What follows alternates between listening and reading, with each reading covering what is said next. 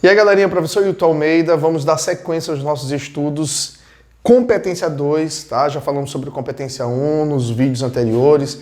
Competência 2, já falamos sobre os outros elementos da Competência 2 e agora vamos focar em uso de repertório sociocultural. Ah, mas Hilton, como é que eu faço esse uso de repertório? Eu não sei usar repertório. Você precisa treinar, tá? Existem técnicas que a gente vai passando para vocês, mas você precisa entender algumas especificidades do repertório sociocultural, tá? Muitos alunos perguntam, mas Hilton, o que é esse bendito repertório sociocultural? Todo conhecimento que possa contribuir para a construção do seu texto. Isso é um repertório sociocultural, tá? Ou seja, qualquer conhecimento que possa ser agregado àquilo que você está discutindo, aquilo que você está defendendo, lembre-se de que o texto dissertativo argumentativo é defesa de um ponto de vista, tá? Então, tudo vai agregar para a defesa, tá? Para que a sua persuasão de fato aconteça. Hilton, então, o que exatamente podem ser esses repertórios todos? Citações, ou seja, você precisa ter aí um repertório de citações e nas aulas sobre eixos temáticos, por favor, vão lá, dão uma olhada nas aulas sobre os eixos temáticos. Eu dou várias citações, repertórios de filme, de livro, exatamente para você não perder a linha de raciocínio de acordo com o eixo temático, tá? Então, citações, reportagens, obras literárias, dados, pesquisas, filmes, jogos. Hilton, eu posso usar jogos numa redação? Claro que sim, tá? Se você conseguir fazer ali uma síntese legal de um jogo que tem evidência, sei lá, vamos pensar nos corretores lá, Super Mario, não é que eles sejam velhos, é o jogo que faz parte da vida dessa galera que corrige, tá? Então, assim, se você tiver como fazer uma associação daquele tema com um determinado jogo, beleza, tá? Sem problema nenhum. Legislações, é importante vocês dominarem algumas legislações gerais, genéricas, da Constituição, direitos humanos, tá? Legislações ambientais. É importantíssimo vocês terem algumas genéricas gerais que possam ser empregadas aí em determinados temas. Músicas. Hilton, eu posso usar música? Claro que pode, desde que isso esteja bem encaixado com o tema, tá? Disciplinas escolares, ou seja, história, geografia, física, química, biologia, língua portuguesa, literatura, por que não, tá? Então, você está na escola, ou você passou pela escola, você tem um vasto repertório, você precisa empregar isso aí, tá? Agora, é claro, se você tiver alguns artifícios, alguns cartuchos, algumas cartas na manga, pô, vai ser bem melhor, vai facilitar demais a vida de vocês, tá? Eu só vou voltar aqui rapidinho, só para voltar aqui em relação a dados e pesquisas. Cuidado para que vocês não sobrecarreguem um texto com excesso de dados ou com excesso de pesquisas, porque vai deixar de ser o gênero dissertativo argumentativo e passa a ser um texto informativo. E a gente não quer esse texto expositivo ou informativo, porque a gente vai perder ponto também na competência 2, tá? Então, tenham cuidado com excesso de informações também, de dados. Hilton, onde aplicar esses repertórios? Em todos os parágrafos. Se possível, em todos os parágrafos. Nós utilizamos 4 parágrafos. Hilton, eu aprendi a fazer 3 parágrafos, ou eu aprendi a fazer 5 parágrafos. Eu recomendo para os meus alunos 4 parágrafos. Se vocês pegarem as redações nota 1000, a maioria, se não todas, 4 parágrafos. 1 de introdução, 2 de desenvolvimento e 1 de proposta de intervenção.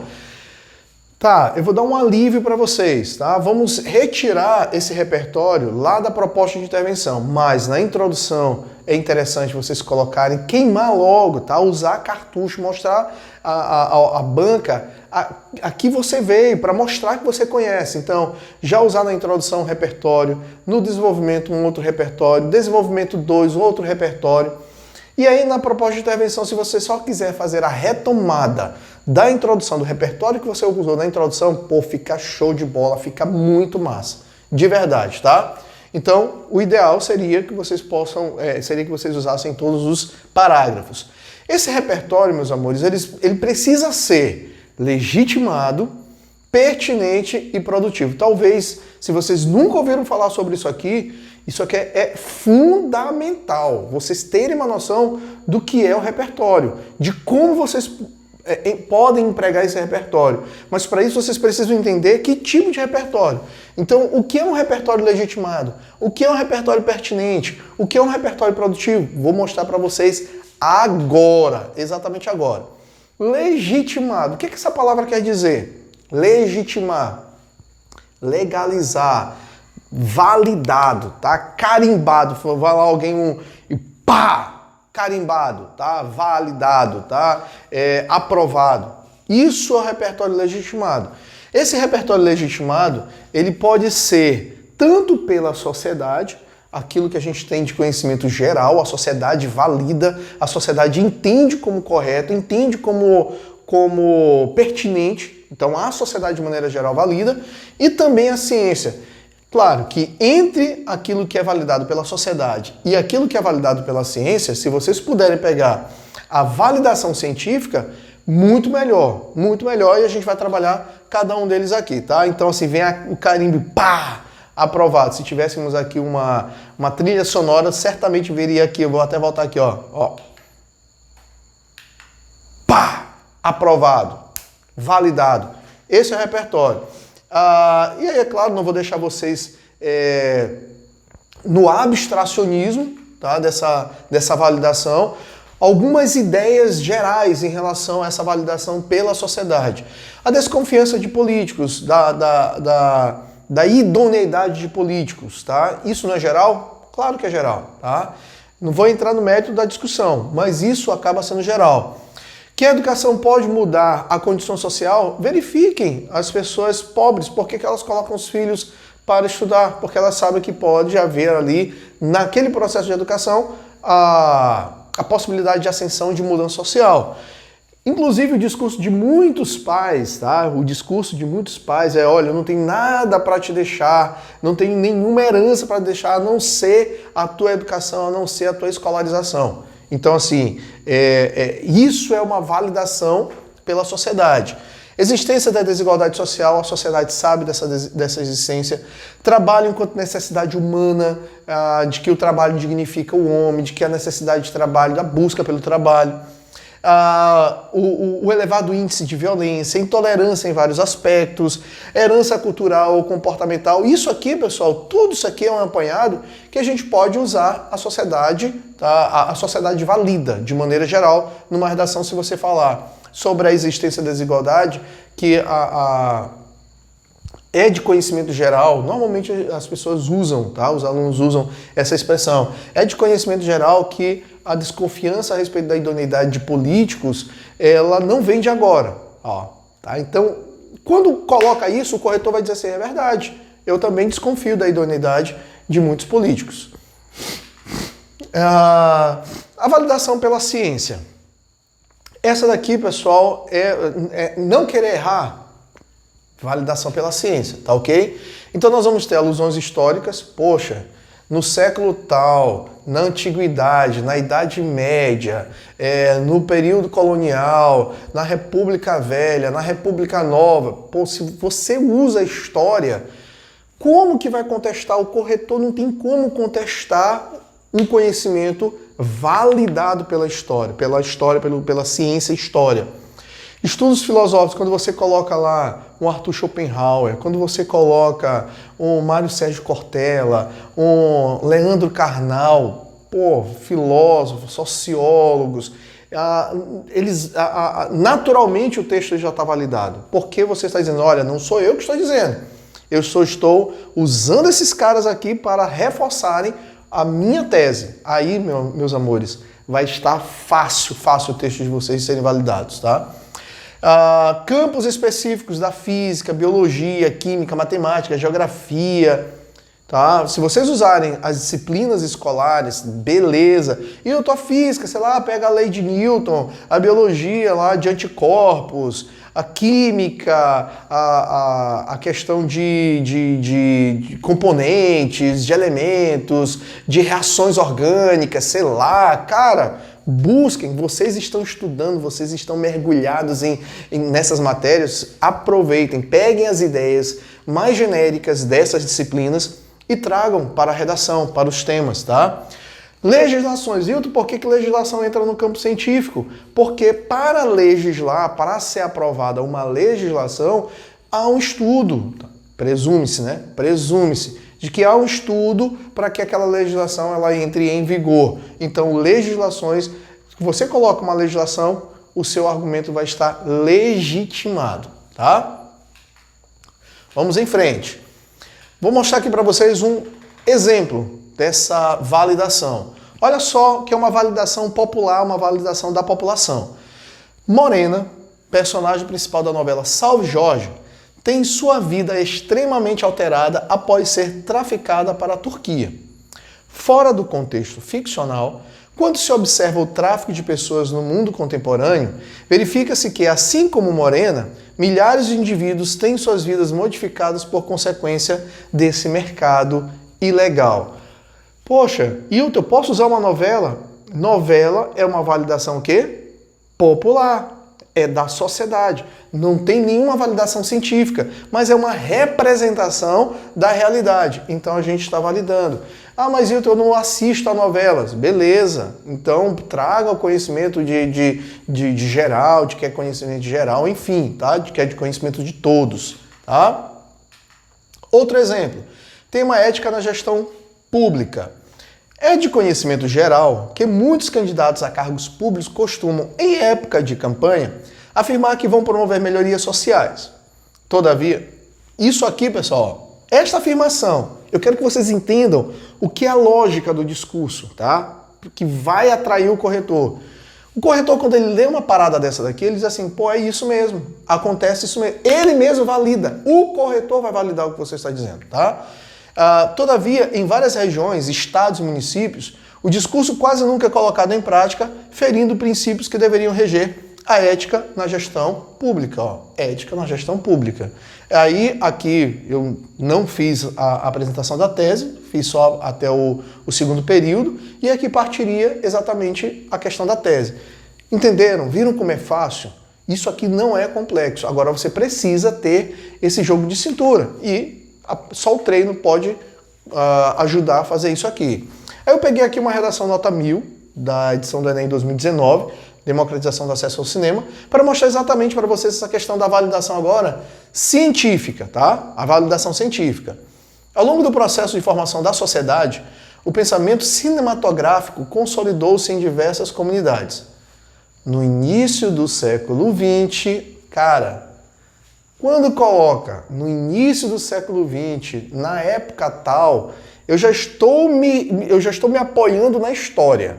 E aí o corretor, só se ele for investigar se aquilo ali é verdade ou não. E você não é nem louco, nem louca de mentir, né? De inventar. Não faça isso, pelo amor de Deus. No início do século XX, com os regimes totalitários, história pura, por exemplo, o cinema era utilizado como meio de dominação, a adesão das massas ao governo. Pronto. E aí vai fazer aqui a questão da tese. Eu só quero que vocês entendam que isso aqui já está validado pela história.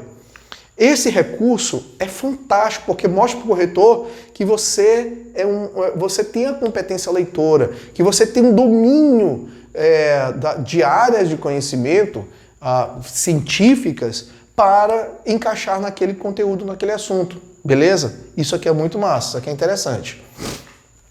Vamos em frente. Então, palavras ou expressões que podem ajudar, tá? Que podem reforçar essa legitimação. Vocês viram que eu coloquei lá na obra ficcional, lá da novela de Salve Jorge, na obra ficcional. E outro, por que eu não coloco na novela, tá? Pô, fica direto demais. Coloca na obra ficcional, reproduzida pela emissora tal. Pode colocar, se não, só coloca a novela, o nome da novela, o título mesmo, tá? Cinematográfica, na obra literária, conforme segundo o autor, no século X, na era X, o aposto de um autor, quando você coloca assim, fulano de tal, pai da administração moderna. Certamente, você que é meu aluno sabe, tá? Quem é o pai da administração moderna? Peter Drucker. Renomado educador, normalmente quem é um renomado educador que a gente usa nas redações? Paulo Freire. Pai da psicanálise. Quem é o pai da psicanálise? Quem é? Sigmund Freud. Enfim, tá? Conceito, definição. Conceito é muito massa. Quando você pega exatamente um conceito, pega uma definição, de acordo com a Associação Brasileira de não sei das quantas, isso é isso. A ABNT, a Associação Brasileira de Normas Técnicas, define que resíduo é todo qualquer material pós-consumo que pode ser reaproveitado, reutilizado de alguma forma, enquanto lixo é todo e qualquer rejeito que não pode ser aproveitado. Caraca, o corretor vai à loucura. Eu digo isso para vocês porque quando eu estou diante de um texto dessa forma, cara, a gente se empolga, a gente acha massa e não tem como a gente não dar uma nota boa, sacaram? Vocês precisam comprar o corretor. Olha só, outro sim, aí isso aqui, o segundo parágrafo, desenvolvimento de uma nota 1000, tá? De uma redação nota 1000. Os preços abusivos de ingressos, a divisão das salas em categorias de conforto e a proibição de entrada de bebidas e alimentos que não sejam vendidos no estabelecimento dividem ainda mais a sociedade. Isso pode ser explicado pelo teórico Pierre Bourdieu, o qual afirma que todas as minúcias de um indivíduo constituem simbologias que estão constantemente analisadas pelo corpo social, isto é, o poder de compra, as características pessoais e o acesso a bens e serviços refletem quem é o homem para outrem. Dessa forma, o alto custo praticado pelas redes cinematográficas violenta simbolicamente aqueles que não conseguem contemplar as grandes telas e aumenta a desigualdade. Há um reforço, há uma tendência de a gente colocar exatamente essas expressões que contribuem para a validação, de acordo pelo teórico Pierre Bourdieu, pelo teórico, já não estou só dizendo Pierre Bourdieu, mas pelo teórico Pierre Bourdieu. Então isso, pessoal, dá um tônus mais formal para o seu texto. São detalhes que vão construir a nota 1000. E esses detalhes você precisa estar atento ou atenta a eles, tá? Vamos em frente. Segundo tipo de repertório é o repertório pertinente. A gente falou do repertório que deve ser validado e agora nós estamos falando do repertório que é pertinente. O que é pertinente? Quando a gente diz, rapaz, mas isso aqui não é pertinente, ou seja, isso aqui não cabe. Pode até ser legal, mas não cabe. Então, deve estar diretamente ligado ao tema. O repertório pertinente tem que estar vinculado ao tema. Você olhou no tema, ligar ele. Isso é repertório pertinente, tá? E dentro dessa divisão existe o repertório muito pertinente, quando o candidato ele vai certinho, ele vai na veia. Sabe quando a gente pega assim, um jogador de futebol, que a gente pega uma bola assim e pega de peito, pá, na veia e vai lá no... Cara, é aí. Só que não é fácil, não é tão simples. A gente não sabe qual é o tema, a gente não tem uma noção do tema, a gente tem uma noção dos eixos temáticos, tá? Mas a gente não tem uma noção exata do tema. Por exemplo, a gente certamente vai produzir um tema dentro do eixo temático, sei lá, meio ambiente, sociedade, cultura, cidadania, diversidade, a gente vai escrever. Mas, por exemplo, o tema especificamente sobre cinema, muita gente falou sobre cultura, treinou sobre cultura de maneira geral, mas poucos treinaram especificamente sobre cinema. E você tem um repertório especificamente sobre cinema? Isso é muito pertinente. Agora, entre ter um repertório muito pertinente e pertinente, faz alguma diferença? Não. Nenhuma diferença. Me lembrei agora daquela parada lá do Tadeu, lá do Fantástico. Sabe o que significa? Nada, tá? Se você coloca um repertório muito pertinente e coloca um repertório pertinente, ou seja, está associado, tem a ver, você vai validar, vai ganhar os seus 200 pontos na competência 2, tranquilo e calmamente. Agora, o que não pode acontecer, ó, de vermelho, é o não pertinente. É você forçar a barra, é você, eu me lembrei aqui de uma área de conhecimento, eu me lembrei de uma citação e coloca ali só para, sei lá, cumprir uma tabela. Aí, pessoal, não dá certo, vai ser penalizado. E a competência 2, como já falei anteriormente, a competência 2 é a mãe das competências. Se a gente perde pontos preciosos na competência 2, é o efeito cascata, a gente vai perder ponto também nas outras competências. Olha só a questão do repertório, muito pertinente, tá?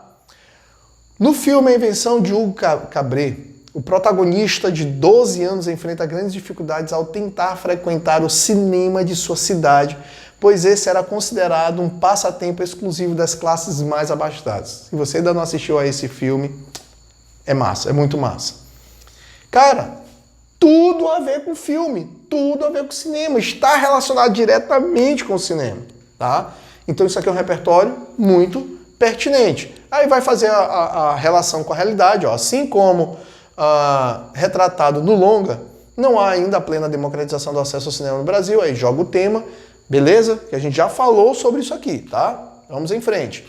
Aí nós temos um repertório agora pertinente, né? Aquele muito pertinente, mas não é pertinente, isso aqui é nota 1000. Não estou inventando, tá? Não estou criando um texto aqui para vocês. Estou pegando um texto que foi validado, que foi tirado, que foi avaliado como perfeito e eu estou mostrando para vocês que foi avaliado como perfeito um repertório muito pertinente e eu estou mostrando para vocês uma nota 1000 de um repertório apenas pertinente.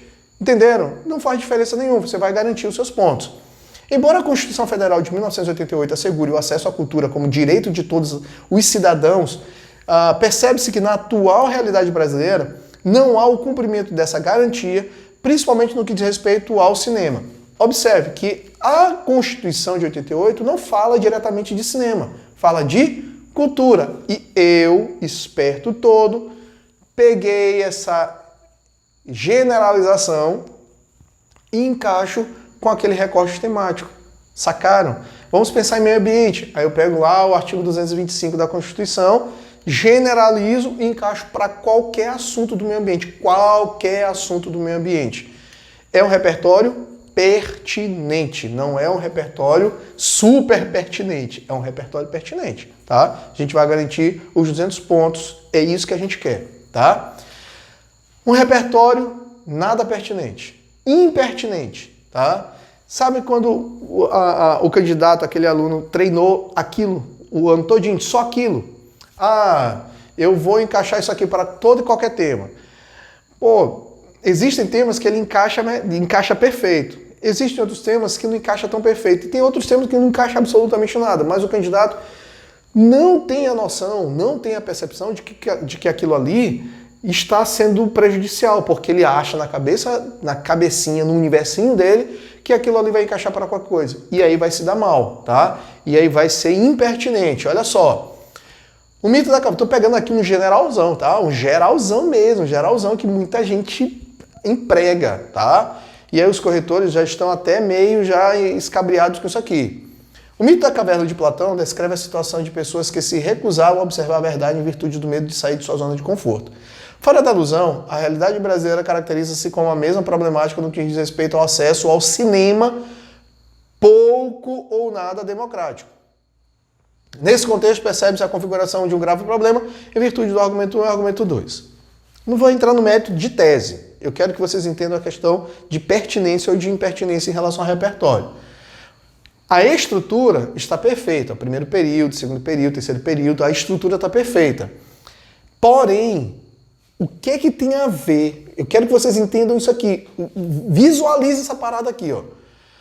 Falando aqui sobre mito da caverna, sobre pessoas que se recusam a observar a verdade em virtude do medo de sair de sua zona de conforto. O que tem a ver? Zona de conforto, medo de sair da zona de conforto com acesso democrático ao cinema.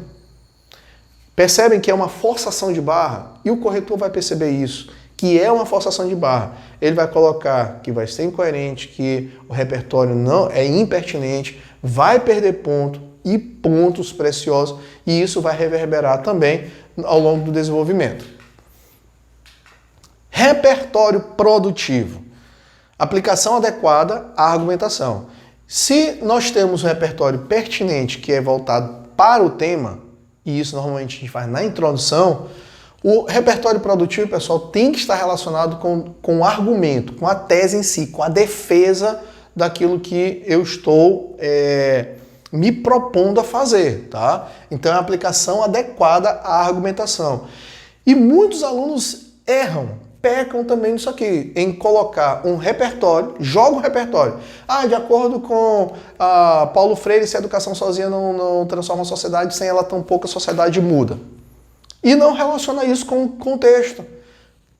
Não adiantou absolutamente nada. Jogou uma tese, uma área de conhecimento, uma citação, que não fez relação. Vai perder ponto do mesmo jeito. Tá? Não é só colocar, você precisa relacionar. Tá? Se possível, faça uso de retomadas. Isso aqui não é obrigatório. Tá?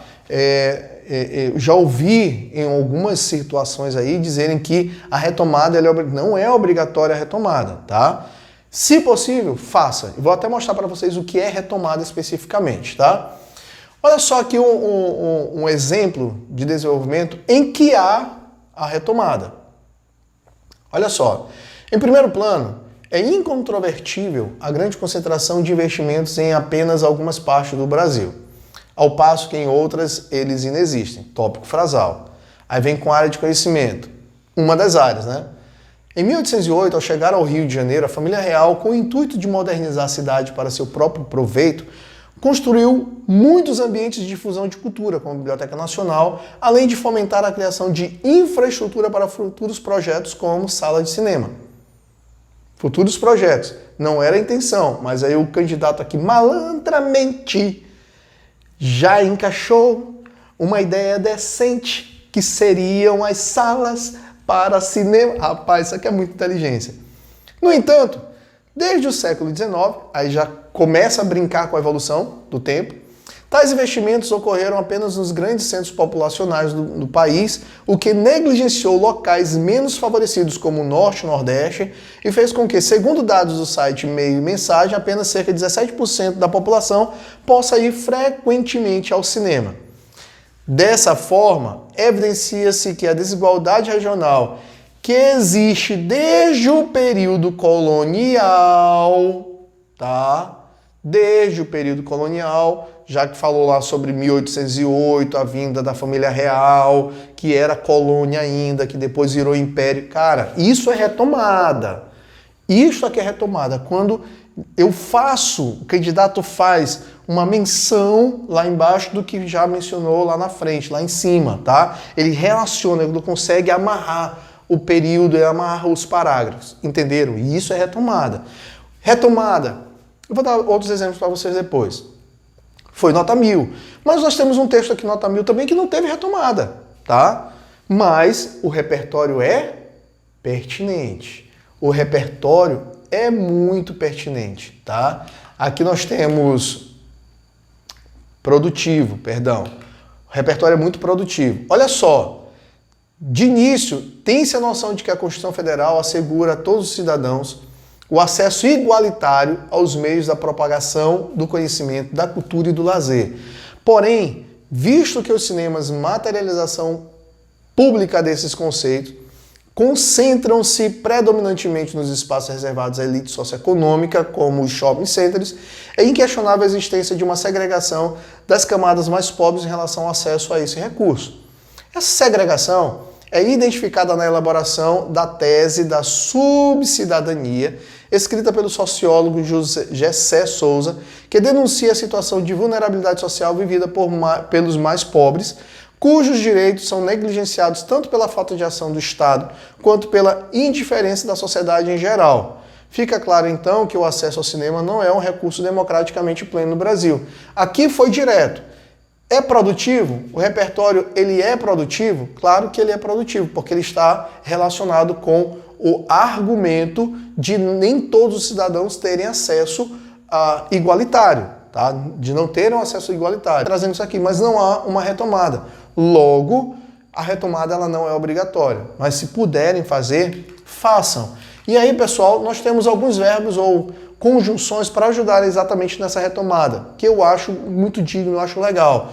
Por exemplo, se eu digo assim, cito Paulo Freire, tá? Se a educação sozinha não transforma a sociedade, sem ela tampouco a sociedade muda.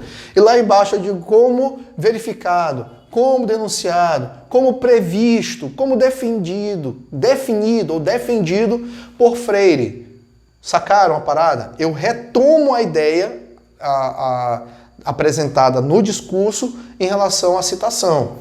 Ou algumas conjunções, conforme fora discutido, tal como preconizado, sob o mesmo ponto de vista do autor, sob o mesmo ponto de vista do filósofo ou do sociólogo, sacaram? E eu acho muito massa, eu acho muito interessante a gente fazer a retomada. Dá um ar de que o texto ele tem continuidade e ele tem lógica, que você não está fazendo um texto de maneira aleatória, jogada, sacaram? Por favor, façam isso. Então, em resumo, nós temos aqui para fechar repertório. O repertório está dividido em legitimado, ou seja, ele tem que ser validado pela sociedade ou pela ciência. Ele tem que ser pertinente, ou seja, tem que estar relacionado com o tema, diretamente ligado ao tema. Nós fazemos isso mais na introdução. Ou produtivo, ou seja, ele tem que ter uma relação lógica com aquilo que você está discutindo. Retomar, tá? Associar com o que você está discutindo. E aí, meus amores, é partir por abraço, tá certo? Eu encontro vocês na próxima aula, espero que vocês apliquem isso tudo, beleza? Forte abraço, tchau, tchau!